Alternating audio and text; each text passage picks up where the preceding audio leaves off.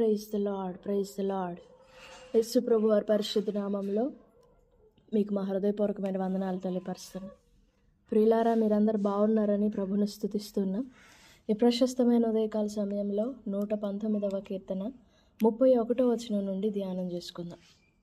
యెహోవా, నేను నీ శాసనములను హత్తుకొని ఉన్నాను, నన్ను సిగ్గుపడనీయకుము. I have held fast unto thy testimonies, O Lord, put me not to shame. దేవుడి వాక్యం మన వినికిడిలో దీవించుగాక. ఆమేన్. దేవుని బిడ్డలారా, ఈ వాక్యంలో నుండి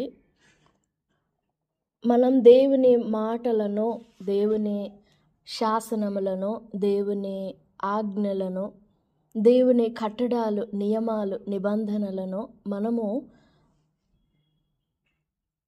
హత్తుకొనున్నప్పుడు, మనం ఆనుకొనినప్పుడు, వాటి మీద మనం ఆధారపడినప్పుడు నన్ను సిగ్గునందనీయకము అని వేడుకుంటున్నాడు దావీదు. నేను నీ శాసనాలను హత్తుకొని ఉన్నాను, నన్ను సిగ్గుపడనీయకము. మనం దేవుని వాగ్దానాలను, దేవుని శాసనాలను హత్తుకున్నప్పుడు ఖచ్చితంగా మనము సిగ్గుపడము, సిగ్గునందము.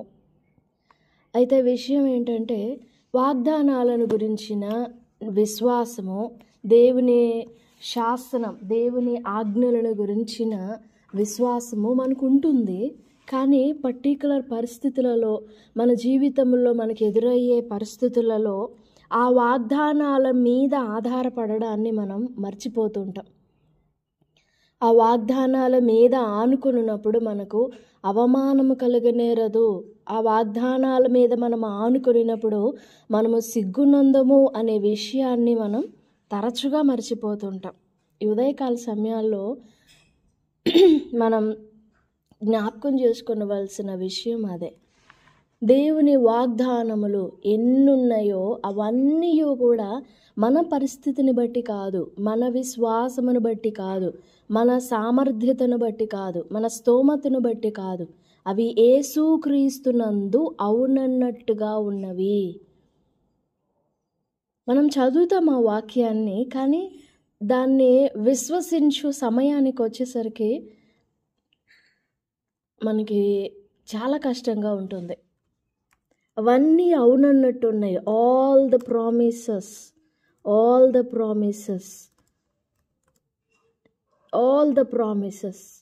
Are yes and amen. ప్రశస్తమైన ఉదయకాల సమయంలో దేవుని బిడ్డలారా, దేవుని వాగ్దానములు మనలను సిగ్గుపరచవు. దేవుని వాగ్దానాలు మనల్ని అవమానపరచవు. లేఖనంలో చెప్పినట్లుగా దేవుని వాగ్దానములు 2 కొరింథీ 1:20 దేవుని వాగ్దానములు ఎన్ని అయినను అవన్నీ క్రీస్తునందు అవునన్నట్టుగానే ఉన్నవి కనుక మన ద్వారా దేవునికి మహిమ కలుగుటకై అవి ఆయన వలన నిశ్చయములై ఉన్నవి. క్రీస్తునందు అవునన్నట్టుగా ఉన్నవి, క్రీస్తునందు అవునన్నట్టుగా ఉన్నాయి. మనం క్రీస్తునందు విశ్వాసం ఉంచినప్పుడు వాటి నెరవేర్పును, మనం ప్రభునందు విశ్వాసం ఉంచినప్పుడు అవి ప్రభునందు నెరవేర్చబడినవి అనే విషయాన్ని గ్రహిస్తాం. అవి ఆల్రెడీ నెరవేర్చబడినవి అనే విషయాన్ని గ్రహిస్తాం. హెబ్రీ పత్రిక 4వ అధ్యాయంలో జగత్పునాది వేయబడక మునుపే సమస్తము క్రీస్తులో సంపూర్ణమైపోయినవి. 4వ అధ్యాయము 3వ వచనం. కాగా జగత్పునాది వేయబడినప్పుడే ఆయన కార్యములన్నీ సంపూర్తి అయ్యున్నను. The works were finished from the foundation of the world. ఆయన మాటే సంపూర్ణము, ఆయన మాటే ఆమేన్ అయ్యున్నది. ఇక మరలా మనము సందేహపడవలసిన అవసరం ఏముంటుంది? నేను ఉన్నవాడను అని చెప్పాడా దేవుడు? అవును, ఆయన ఉన్నవాడే. నేను సర్వశక్తిమంతుడని చెప్పాడా దేవుడు? అవును, ఆయన సర్వశక్తిమంతుడే. దానిని విశ్వసించడానికి మనం ఎందుకు కంగారు పడుతుంటాం?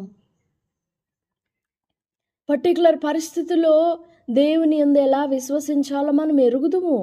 లోకము కంటే మనకే, క్రైస్తవులైన మనకే, దేవుని బిడ్డలు అనబడిన మనకే ఎక్కువ తెలుసు ఎలా రెస్పాండ్ అవ్వాలి, ఎలా బిహేవ్ చేయాలి, ఎలా నమ్మాలి, పలానా పరిస్థితిని ఎలా ఫేస్ చేయాలి అని మనకే తెలుసు. లోకానికి తెలీదు. ఎంత జ్ఞానం కలిగినదైనా లోకానికి తెలీదు, అర్థం కాదు. మరి మనం ఎందుకని వాగ్దానాల మీద ఆనుకోలేకపోతుంటాం? వాగ్దానాల మీద ఆధారపడడం. వాగ్దానాలు మనకి తెలుసు, కాదనట్లేదు. శాసనములు, ఆయన మాటలు, ఆయన వాక్యములు సమయోచితంగా మనకి తెలుసు. కానీ ఎప్పుడైతే మన పూర్ణ మనస్సుతో, పూర్ణ హృదయంతో, పూర్ణ బలంతో, పూర్ణ శక్తితో ఆయన వాగ్దానముల మీద ఆధారపడతామో, ఆయన వాగ్దానములను, ఆయన శాసనములను హత్తుకుంటామో, అప్పుడు మనం సిగ్గునందమో. కీర్తన 71:1 దావీదు అన్నట్లుగా, యెహోవా నేను నీ శరణుజొచ్చి ఉన్నాను, నన్నెన్నడూ సిగ్గుపడనీయకుము.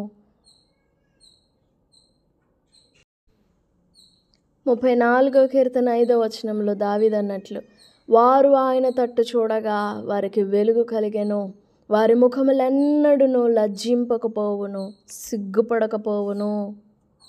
నిజంగా మనము దేవుని వాగ్దానముల మీద ఎంత ఆధారపడుతున్నాం?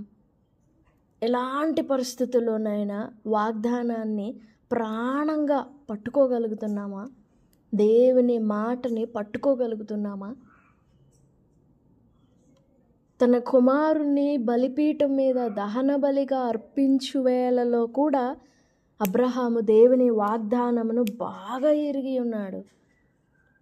ఆ వాగ్దానం మీద నమ్మిక, అంత నమ్మకము తన కుమారుని బలి అర్పించుటకు కూడా సిద్ధం చేసింది. He is ready to do anything because he have that confidence in all those promises from God. నిజంగా నీ మనసు ఎంత హత్తుకుంటుంది దేవుని వాక్యాన్ని, దేవుని వాగ్దానాలని, దేవుని శాసనాలను? హత్తుకొను, సిగ్గునందవు. హత్తుకొను, తలదించము.